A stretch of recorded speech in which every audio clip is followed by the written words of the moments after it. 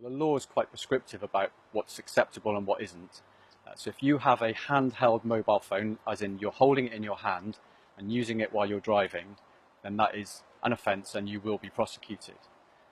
Now, if you're stopped in a traffic jam or you're stopped at a red light, some people think that's an opportunity to catch up on messages or make calls. The law actually is quite prescriptive around that activity as well, and that is included in the offence. So stopping at a red light and using your phone still means that you commit the offence. The only safe way to make a call when you're behind the wheel is to stop in a safe place, turn your engine off, engage your handbrake and make your call. Legislation also goes further and it talks about mobile communication devices and devices that are capable of sending and receiving data.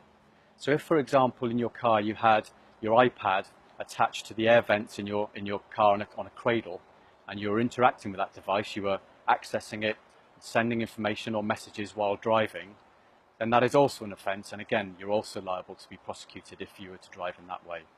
So the safest advice I can give people, and it's not the law, but it's the safest advice I can give people, and it's the advice I'll give to my 17-year-old son when he starts driving in the next few weeks, is when you get into the car, turn off your mobile phone, lock it in the glove box, lock it in the boot, or turn on airplane mode, and that way you can absolutely guarantee you're not going to be distracted and all of your attention will be on driving, keeping you safe and keeping other road users safe. The law doesn't prohibit the use of a mobile phone in a cradle. So mobile phone in a cradle or a hands-free car device or Bluetooth device are permitted by law. What your viewers will need to be careful of is that if they are driving a car and they are not in proper control or they're distracted by the device, which could happen if a phone is in a cradle or if they're using a hands-free device, or indeed if they're eating behind the wheel or changing a CD, for example, then they commit a different offence of not being in proper control of that vehicle, and that's still just as serious, and the consequences of driving while not in proper control or while distracted can be equally devastating for them, their family, or for other people's families who are using the road as well. There's definitely a propensity for people to want to use their mobile phone when they're driving, and we see people using their phones when they're driving while we're out on patrol. Anybody that's seen by a police officer using their mobile phone while they're driving is going to be stopped and will be prosecuted. There's no doubt about that.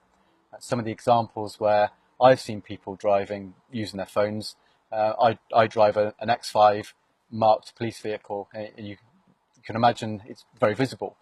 Well, actually, people have not seen this vehicle as I pull up next to them while they're still on their phone. So that shows you the level of distraction that people suffer while they are using the phone while driving. And of course, those people are prosecuted, end up with points on their licence and having to pay a fine. So it's a really serious business we're talking about. And if you take it to its extreme and you're involved in a serious collision where somebody is hurt, or in the worst case scenario, somebody loses their life, you can expect that your phone will be looked at by the police, the data on your phone will be downloaded, and we will check to see if it was being used at the time, whether to make a call, to send a text message, or to gain access to the internet. And if that is the case, then you can expect to receive a custodial sentence if you are found to be at fault.